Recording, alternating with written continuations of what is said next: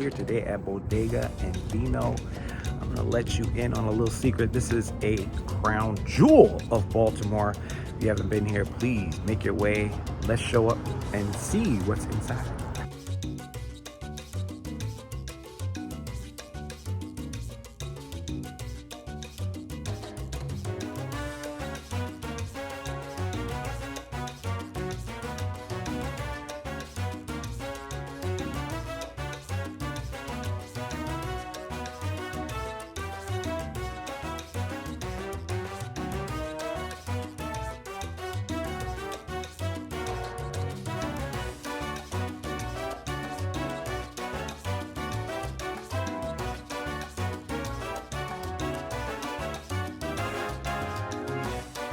Welcome back to another episode of the Limbo Latino podcast. I'm your host, Joseph Colon, aka the Limbo Latino, and I am out and about.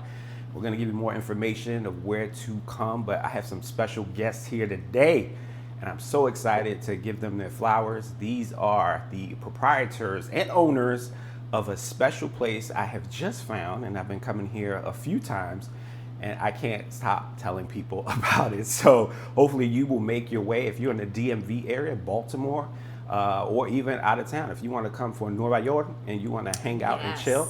So just wanted to introduce the Bodega and Vino crew here, and we have Rob and Angela. So welcome to the show. Hi. Welcome to the Limbo Latino podcast show. Thank you. Just wanted to really highlight you all. This podcast was really developed during the pandemic, and I was seeing all types of stuff happening about our folks and our people and the diaspora at large. So I just wanted to make sure that we were showing the positive stuff and also the things that make us inspired and also push us to do better and more, and also to highlight who we are already.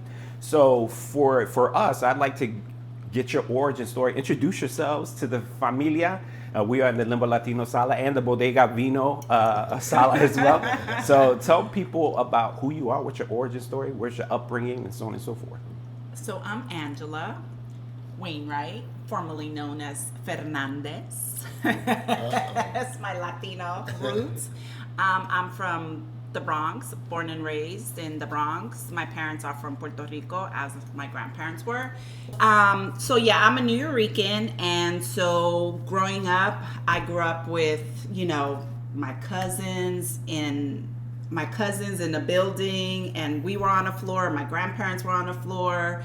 My titi were on a floor, and we just had a really good time. That's where I learned all about being Puerto Rican, cooking, and our foods, our culture.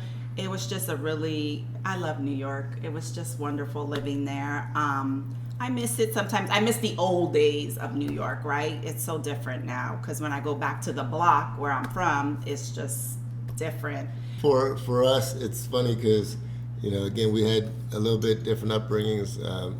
Angela being from New York, from the Bronx, growing up, with tons of family, all in the same building or all on the same block, talking about going around the block to go see, this cousin or that cousin. So talk about your union and what makes it beautiful. What makes our union beautiful? Oh. I think just we like a lot of the same things. We have like a lot of the same goals, if not, when you're with somebody for 23 years and you raise 5 children, I think everything gets intertwined, right?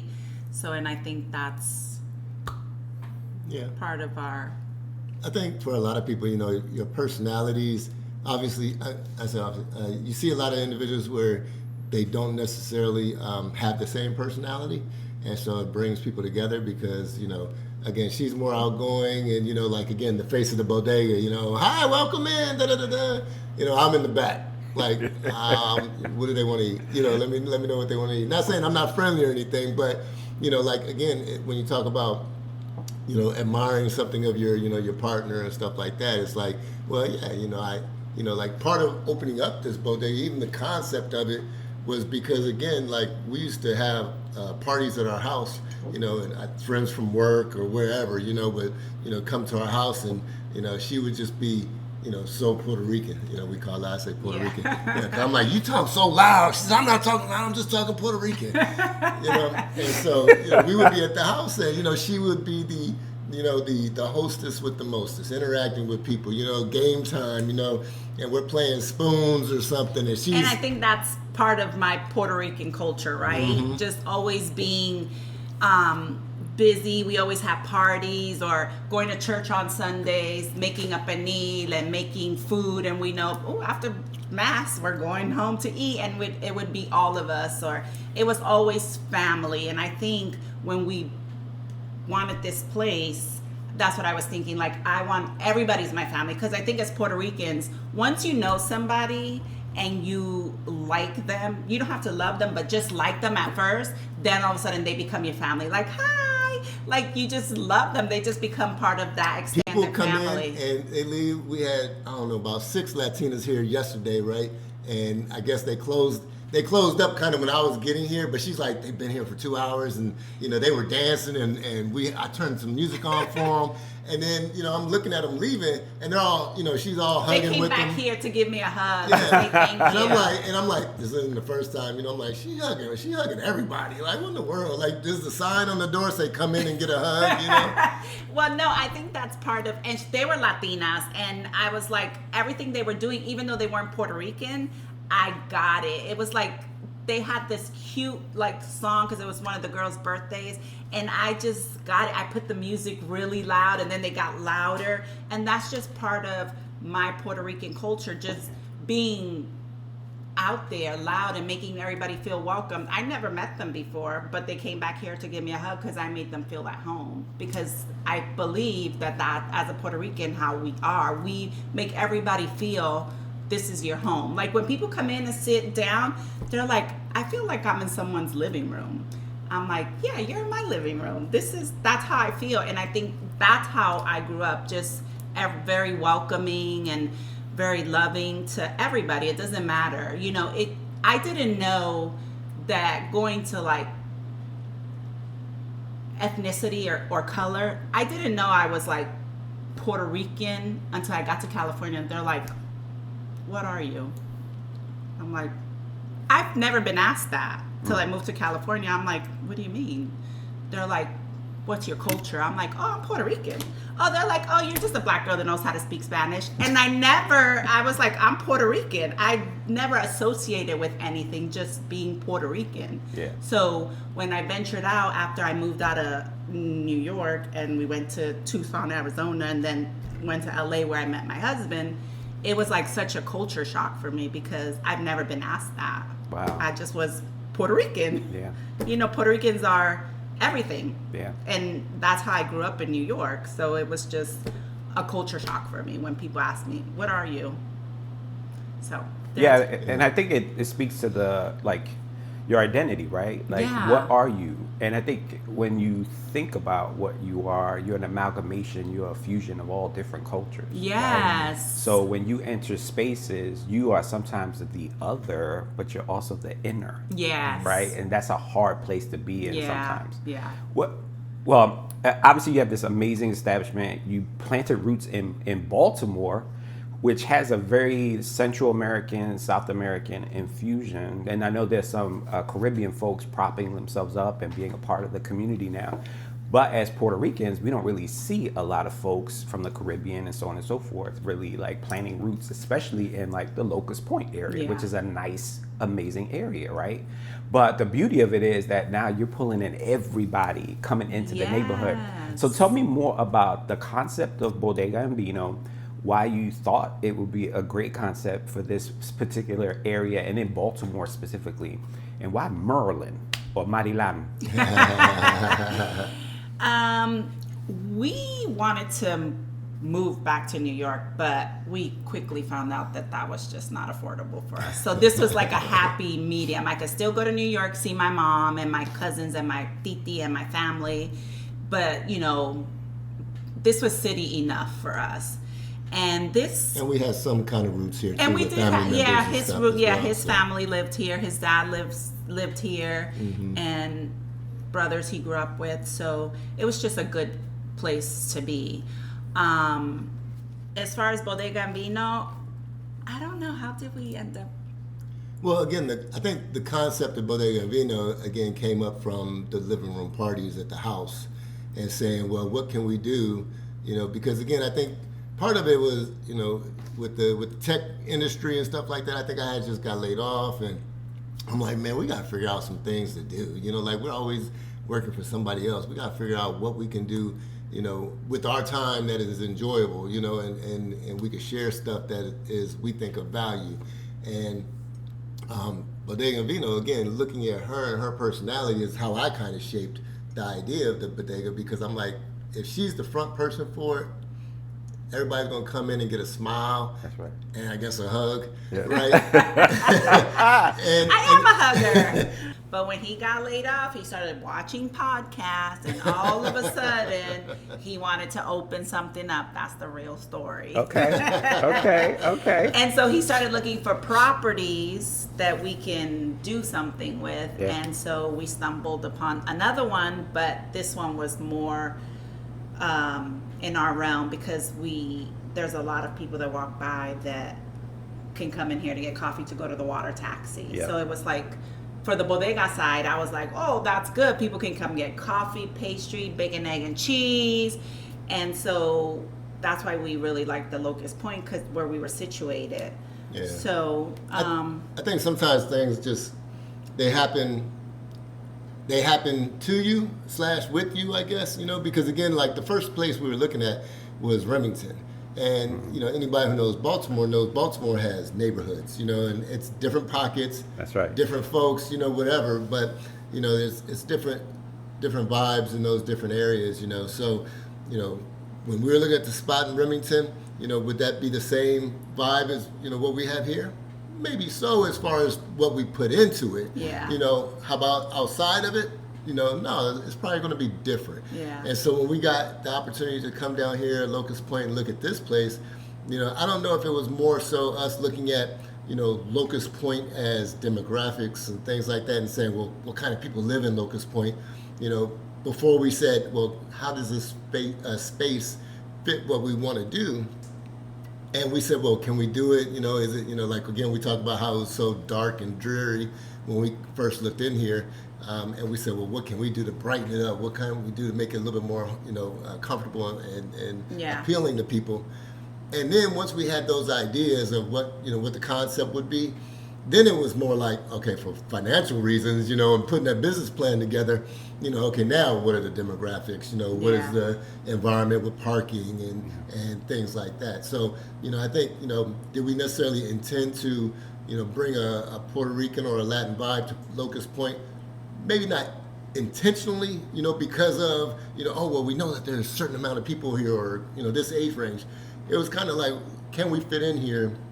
And then once we fit in here, to me, I'm like, she'll make the people, love her. But my Puerto Rican roots was going to come out regardless, right? Because that's who I am. Well, that's what we talked about, right? Yeah. Like everybody here that comes in becomes family, because that's the Puerto Rican way. Yes. So I totally understand. Yeah. So when I first came in here, I already knew I felt at home. So talk about the ambiance of this place. What do you provide? What's on the menu? How you interact with other businesses? And obviously you're at Locust Point, but like, when you look at the neighborhood, you got a monopoly, which is amazing. Yeah. And that's what you want in a successful business. So talk about the ambiance in here, what you were trying to create, especially with the nights that you have, these theme nights that you have, but also the wine. Obviously, the wine is something that you curated and it's a specialty, but like, I can tell that there's an importance behind what you're doing, whether it's intentional or not. But talk a little bit about like what you all offer. Oh, it's definitely intentional, because being Puerto Rican, we love Spain. So when we found this place, it did not look like this. My husband, his little hamster wheel was going. He's like, oh, you know what I can do? I can enclose it. I'm like, no, can we not do that? Can we just work what we got? Because I'm thinking like dollars and cents. That's going to be more money. But then I was like, just do what you want to do, because he's very creative. All the artwork on the walls belong to him. So, it's very intentional. The art, the posters on the wall, those are from my family. My cousin Teresa, she's part of a committee called Comete Noviembre in New York, and it's about keeping the Puerto Rican culture alive and thriving. They go to Puerto Rico once a year. They get a big trip, go to Puerto Rico. They do humanitarian work. So I wanted to make sure I displayed that because that's part of my family. I have a little box over there with little trinkets of things that my mom gave me throughout the years when she was alive. And I just put them away, and it has like piragua and what's the little thing that you scrape like this? I don't know what it's called. The tumbero? Yeah, I have one of those, and I just have a cute little display of Puerto Rican trinkets over there that my mom had given me throughout the years. And then plants, during the COVID, who didn't love plants, right? It was like dogs and plants. And so we got so into plants, and we just brought that into the store. And we just wanted to make it an extension of our living room. Where if you go to our house, we have so many. This looks like our house. It's like very welcoming. So, and real quick, I did see something. I don't know if it was the buddies at Baltimore Magazine or whatever. They talk about a resurgence in black art here in Baltimore. And so we have the El Yunque art wall down there. Yes. And that is, again, from my black side here. Yes. We got the Muhammad Ali's over there. We have, some of the, what else I have over there? what's his name? I can never remember his name. Dennis Rodman. The other one. Satchel Paige. Yeah, I love my Satchel Paige. Paige. Yeah. So we have some black art over there too. Yeah. So you come and on we have in. some Puerto Rican art right here. So everything we did was intentional. We do want to move to Spain at some point during our lifetimes. We call this our empty nest phase because our kids are grown. And so we wanted to just do something to welcome everybody into the neighborhood.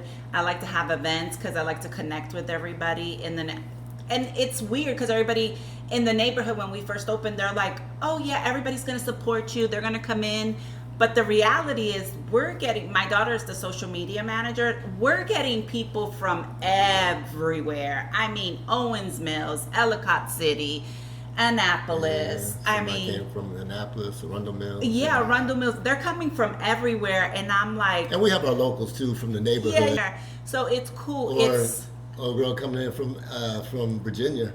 Wow. oh yeah, oh yes. I have a girl that came from an hour. She came from Sterling, Virginia. Get out of here. She gave me all of those Puerto Rican candles. They're so cute. I gotta show. Can I? Okay, yeah, go ahead.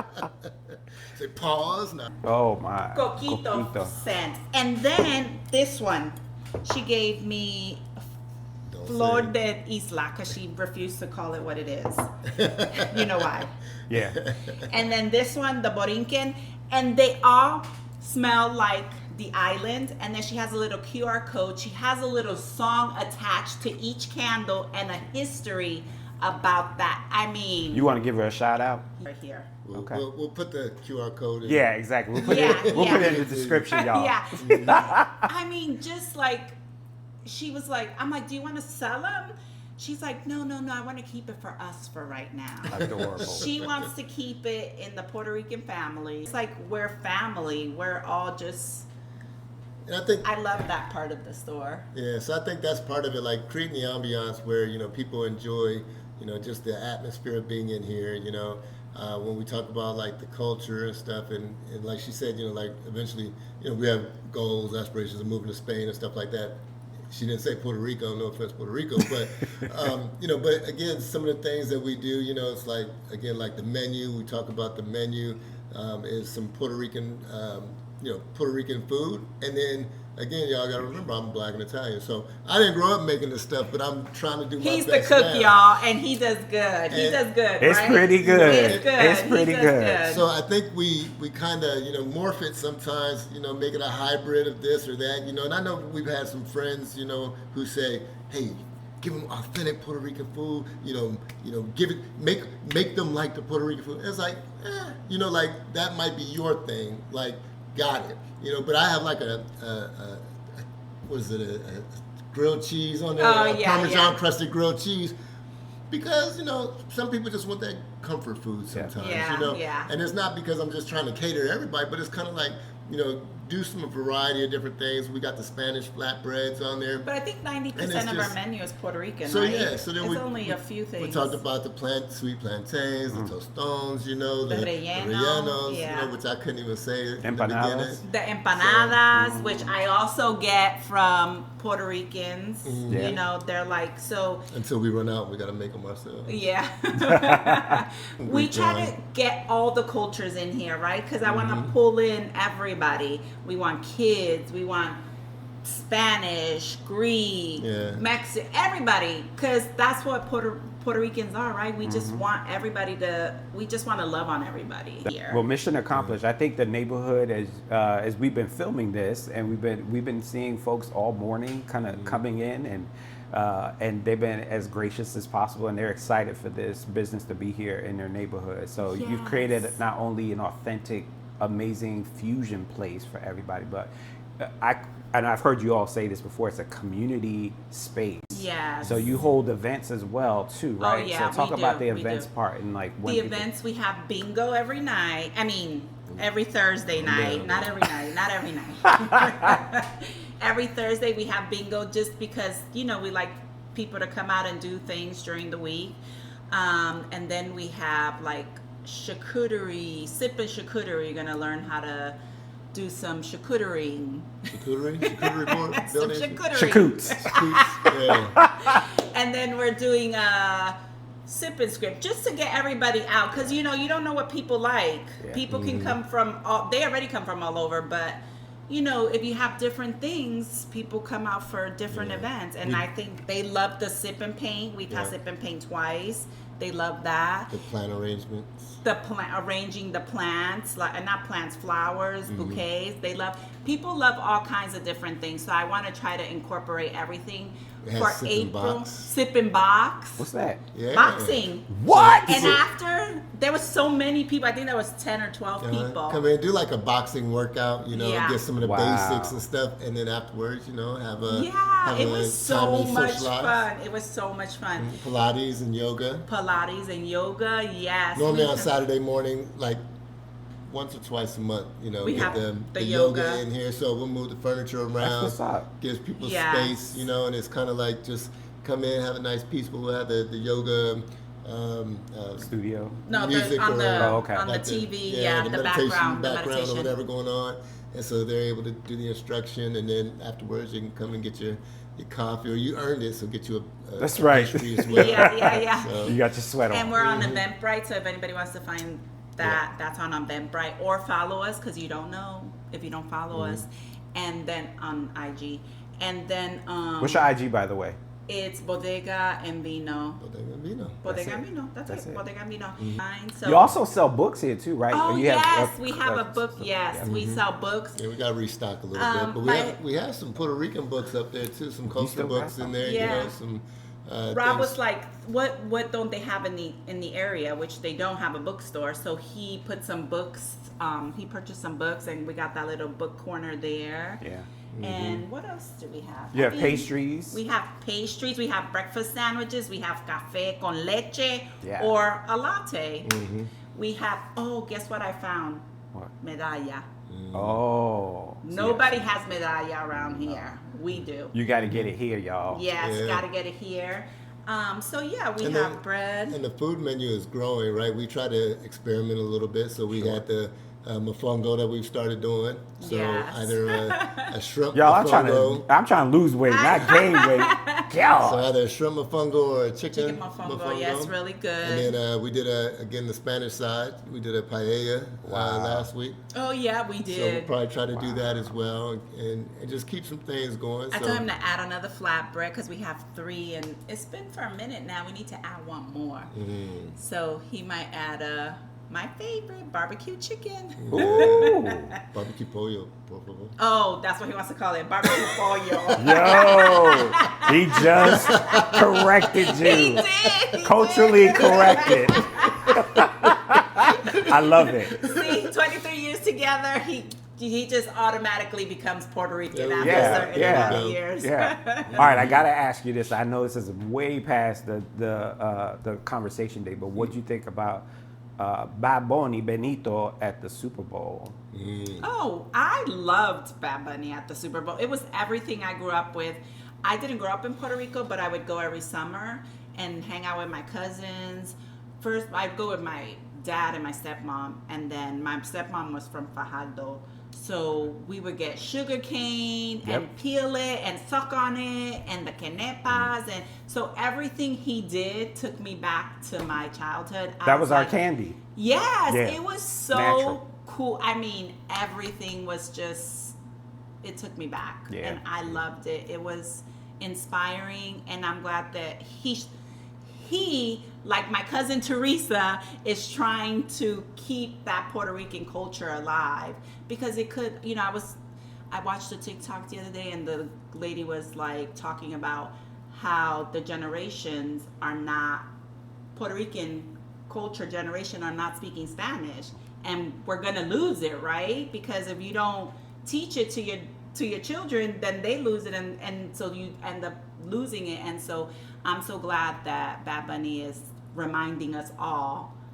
that we cannot lose such a beautiful thing. And also that our money is powerful, a conversation piece. Yes. He is not only a global sensation, but he revitalized Puerto Rico's economy. He did. Single-handedly for a month. So. Yes, he did. So what you think, brother? I know you watched it. You were watching football. I don't know if you watched a lot of the game because it was kind of. The game was a little suspect, but I thought it was a good performance. I'm glad that he was selected. I'm glad that the NFL didn't back down. It saddens me to have it be a conversation piece of so many people in the political spectrum, or not even in the political spectrum, but just the I somewhat feel of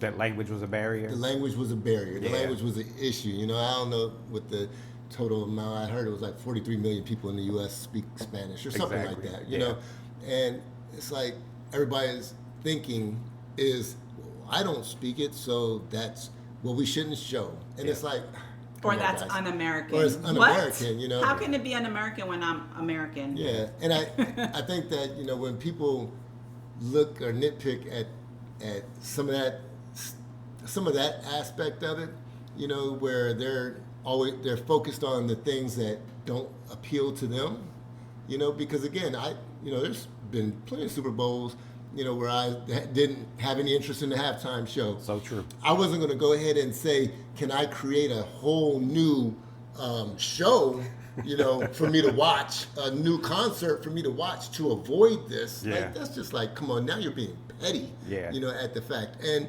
the show itself, Bad Bunny, helping Puerto Rico, like there has to be some type of open your eyes moment from people, because when you look at Puerto Rico and infrastructure, they had the poles that he was climbing up on. It was for a reason. It wasn't just to get a higher view of what was going on at the Super Bowl, right? Those were, supposed to be representative of the power system and stuff. And it's sad when we had a couple who came from Puerto Rico, like 2 or 3 months, afterward, before or whatever, I think it was.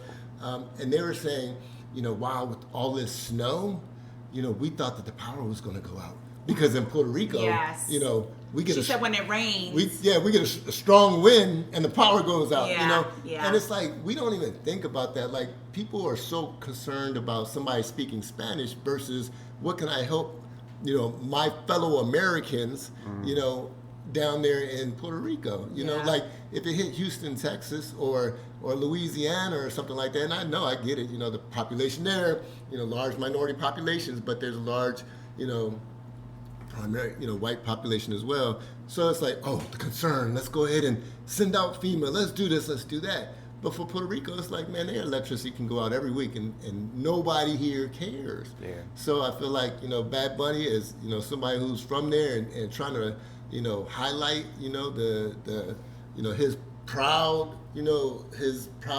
stature of saying, hey, I'm from here, we got to do something, or we got to give back. I like it, That's awesome. And so I was telling Rob, my favorite part about the Bad Bunny was when he came through the sugarcane field, through the field, and had all the flags. And I was telling Rob that I wanted to make like a wall of people just come in and put their flag on the wall. I think that would be so internationally powerful, right? To have it doesn't matter if you're Hispanic or not. Right. Everybody's flag, because that is America. Yeah. We are America. Just because we speak Spanish doesn't mean we're un-American. We are America. So for them to put their flags on the wall to show the unity of us and everybody, just everybody, it doesn't matter who you are, where you're from. And then I was like, no, we're not doing all that. Yeah, That's a lot he of did say that's a that. lot of flags. And I was like, I'm looking at Rob. I'm like, He's like, no. He's like, so are they going to be everybody, or is it going to just be Latinos? Or I was like, everybody, just everybody. well, here's my suggestion. Why don't you do this, Rob? I'm trying to help you out here. Why don't you put up a world map? Yeah. That is. Oh, that's a good idea. And just people can come in Put a pin. and a put a stick pin pin. right where they're Yeah. from. Oh, that's a good cool. idea. That And it way- won't mess up your decor. It won't mess up your decor. See, brother, I got your back.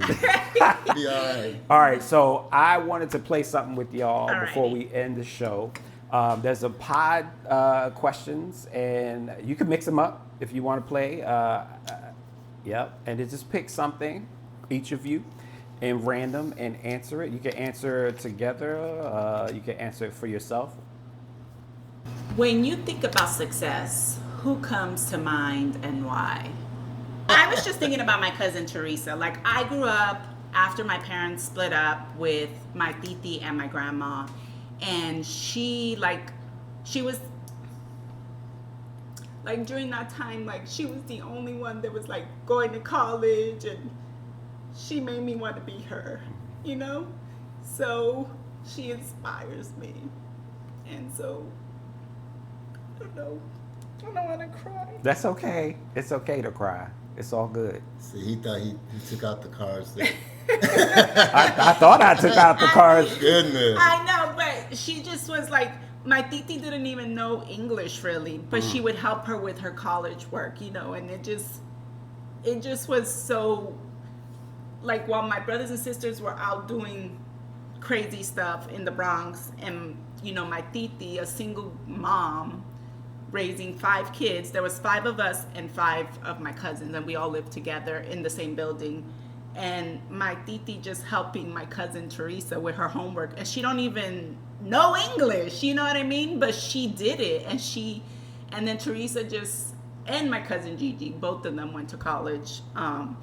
But it was just like, I want to be like them. Yeah. You know, that was like, I never thought I'd get out the Bronx. I never thought that would be something I never thought I'd have this place. Like, I'm just a little girl from the Bronx, you know, and I never thought all of this would be possible. But when I think about, you know, somebody that inspires me, my cousin Teresa inspires me. And so then I met my husband, who made that possible for me. He really, you know, he inspires me all the time. He encourages me all the time. You know, sometimes he gets on my nerves because he's like, you can do it, but it's like, That's news to you, huh? Yeah, it's the first time I'm like, but he makes me, you know, want to be better. Yeah. And reminds me that, you know, that's the way I want it to go, not the other way. So, but yeah, my cousin Teresa she inspires me. All right, Rob, if you could flip yours. What book belongs on everyone's bookshelf? Oh my God, that is so perfect for him. He's such a reader. Oh goodness, what book belongs on everyone's bookshelf? Well, I think it's terrible because I like a lot of history books. I like a lot of personal development type of things. So, you know, my Dan Brown books probably don't belong on everybody's bookshelf, even though it's a major, you know, interest of mine. I think there's Adam Grant. I want to say he has a book. I want to say it says Think Again. I'm getting the title wrong, but it's an Adam Grant book.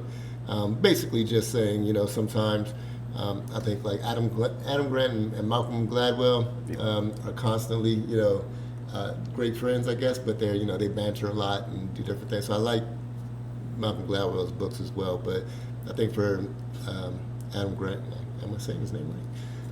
You know, I think his book Think Again, it's more along the lines of just making sure that you're your perspectives don't just get stuck, sometimes. And, talk about Bad Bunny and things like this. Like sometimes you have to, open your mind to having a different perspective. And, did I, not necessarily second guessing yourself, but, maybe opportunities are different. Maybe, pathways are different. And, it's not necessarily an issue to arrange your thoughts where you're being conscious of, not necessarily that my decisions were wrong, but, is there an opportunity to make my decisions better? Yeah. So, Well, would you like to tell people where they can find you as far as physical location? Where's your address? And We're at 1121 Hall Street, Hull. because she says it funny. Because I say it funny. I say it New Yorican style. 1121 Hall Street, Hull, in Locust Point. And Not too far from the ferry, so if you're on the Canton, Fells Point side of the place, you can, walk over, take the ferry from down there, and then get off over here. And there's a parking lot next to us, so if you come at night and there's no parking, you can, after 6, you can park there for free. Awesome. So, Awesome. yeah. Mi familia, thank you so much for this. This is a dope episode. You all have been gracious, and thank you so much for letting me interfere with your space and place. And I will be here pretty much all the time. And I hope everybody who's listening and seeing and watching, I wish you had seen while we were filming. This, folks love to come to this place, and it's part of our community. So if you're in Baltimore and around, as you heard, people come from all over the place. Come and hang out at Bodega and Vino. And this is Rob and Angela, and thank you all for coming to the Limbo Latino podcast. I appreciate you. Thank you for having us. I'm telling you, they are too cute. All right, y'all, we are out. Thank you for hanging out with this episode, and we will check you next time. Peace.